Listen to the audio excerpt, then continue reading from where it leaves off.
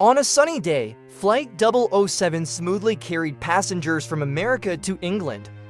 Several hours later, the plane piloted by William and co-piloted by Daniel suddenly experienced navigation system failure. William promptly contacted flight authorities for assistance, but they were informed that the weather conditions were still safe enough for the flight to continue. Shortly after, a large storm with flashes of blue lightning suddenly appeared. Flight authorities were also puzzled by this phenomenon. With no choice but to fly through the storm, William informed passengers and crew to remain seated and fasten their seat belts. The plane experienced severe turbulence as it penetrated the storm, and both pilots realized this storm was different than usual.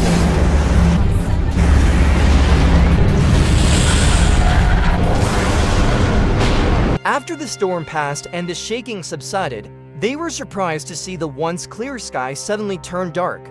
To lighten the mood, William joked that it was just the Bermuda Triangle effect. However, passengers remained concerned upon realizing their internet signals were lost. Daniel reported that many navigation instruments were damaged, and William couldn't reach flight authorities. With the aircraft's radar still functioning, they speculated the disruption was due to the storm and hoped for everything to return to normal soon.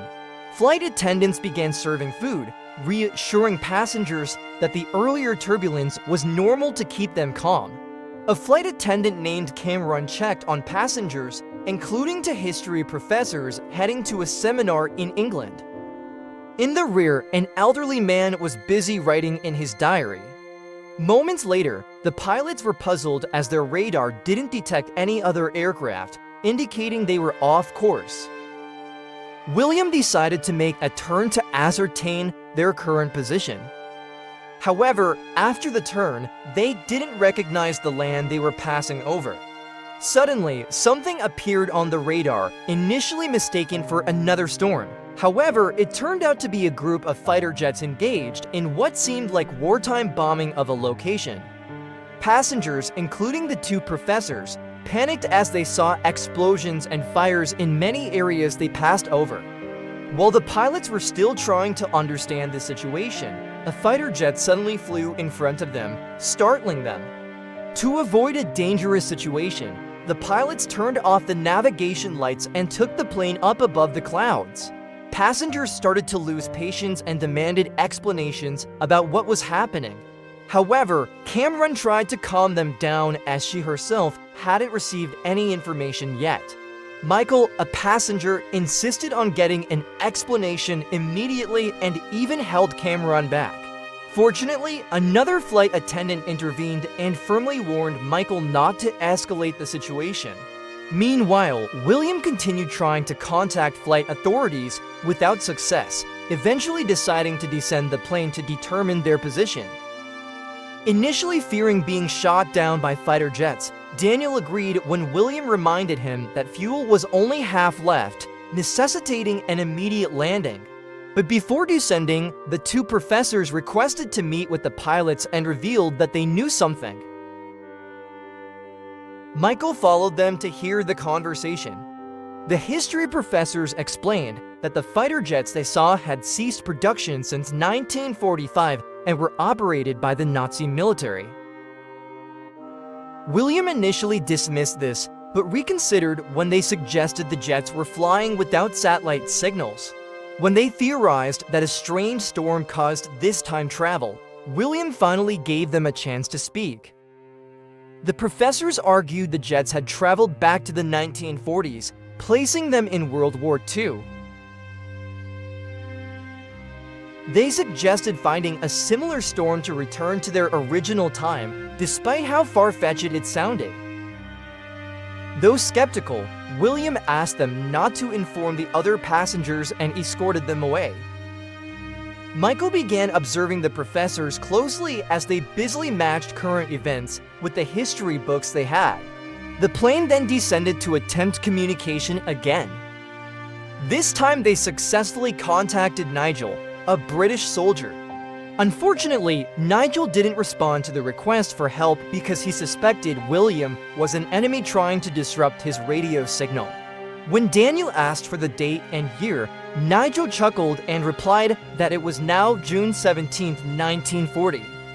After realizing the professor's speculation was correct, William tried to explain their situation to Nigel. However, Nigel remained unconvinced.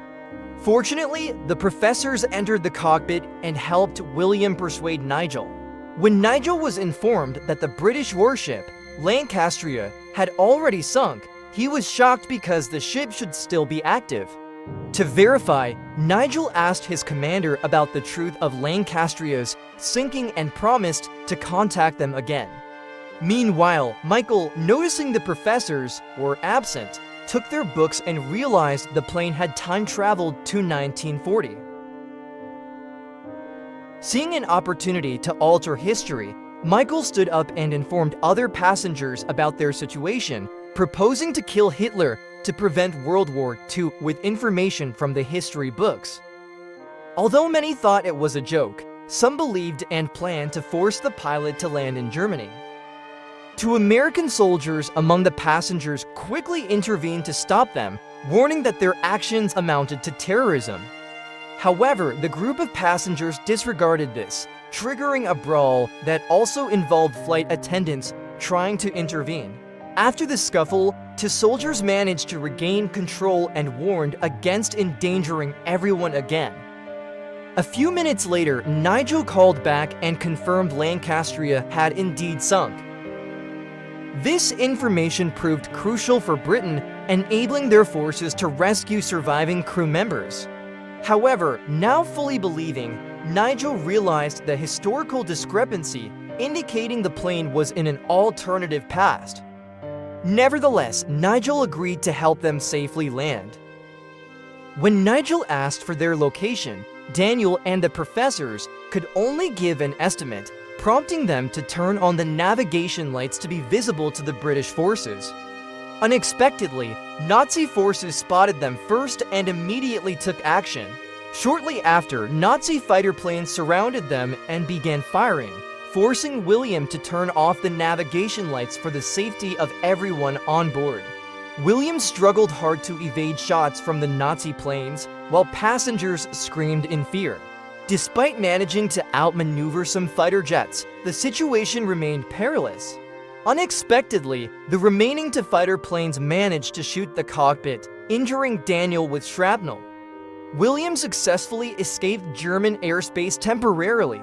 The flight attendant quickly entered the cockpit to seal the hole and administer first aid to Daniel. Aware that fuel was running low, William worried as the gunfire had also damaged the landing gear. Cameron suggested William inform the passengers of the actual situation, hoping someone could help repair the plane's wheels. Meanwhile, the commander told Nigel that the mysterious plane might need to be destroyed to prevent its technology from falling into Nazi hands. After leaving Daniel in the cockpit, William briefed the passengers on the critical situation. He disclosed his efforts to land the plane, but Nazi attacks had damaged the wheels, requiring assistance from some passengers to fix them. Upon opening the wheel door, the landing gear failed to fully deploy due to debris blocking its path. William intended to clear the debris himself, but Hector insisted on taking over. Hector carefully descended to the landing gear and used a hammer to remove the debris. However, the normal movement of the gear caused Hector to lose balance.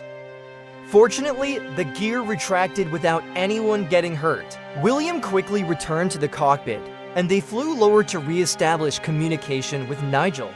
They informed Nigel that the plane needed to land soon as the fuel was only sufficient for another 80 minutes.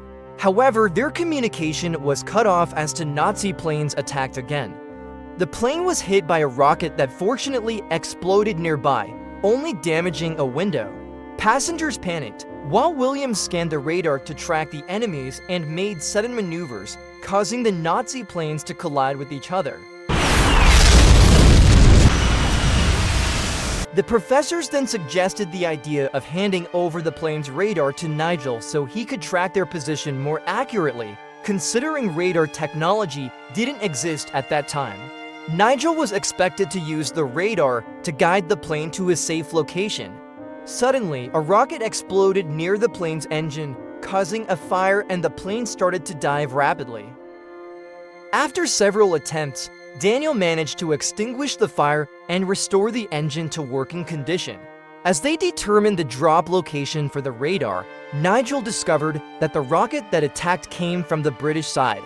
However, Nigel pleaded with his commander to cancel the attack to save the mysterious plane.